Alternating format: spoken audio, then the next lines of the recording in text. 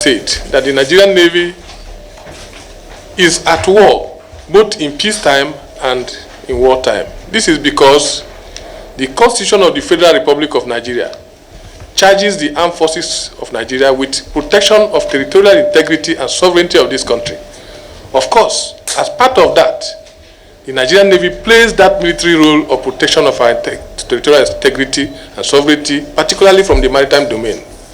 But in addition to that, the Armed Forces Act of 2004, as amended, vests other rules on the Nigerian Navy. These rules were vested on the Nigerian Navy, taking cognizance of the fact that the nation does not have a coast guard, and the Navy doubles both as the military, in its military duty and in its coast guard functions. And that's why the Navy has three roles. One is our military role, we have policing roles, and then we have diplomatic roles.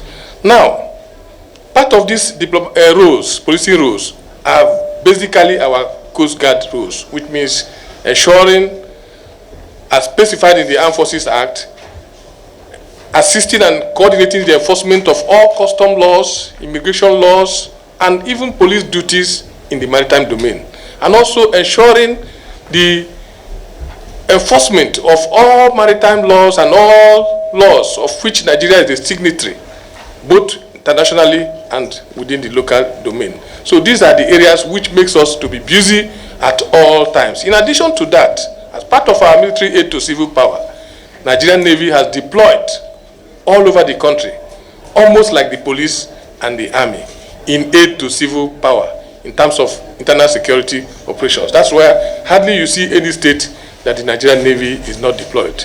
Of course, most people do not see Nigerian Navy in this light, and this is what I just wanted to state as a general statement before I go into the defense of the budget.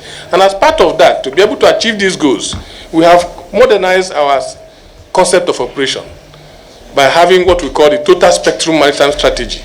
This Total Spectrum Maritime Strategy ensures that we deploy in all spectrums of our operation, starting from the EEZ, that's the exclusive economic zone in the maritime environment, to the territorial waters, to the inland waters, where we have over 3,000 creeks and rivers, all that have to be covered by the Navy. Then, even on land, which we call in support of military aid to civil power. This concept of operation demands that we have a robust surveillance capacity in order to minimize effort and achieve the same objective. We also have a robust response capability. These are areas where we require platforms, both air and surface platforms, and all kinds of platforms to be able to meet this goal. Then in addition to that, we have the law enforcement aspect of it. And this is where we collaborate properly with all other security agencies to ensure that when we are able to execute our role in terms of arrest of criminals in the maritime environment, we end up getting appropriate prosecution. So this basically is one of the roles of the Nigerian Navy, which many people are not aware, and this is what makes our demand even higher but difficult to justify.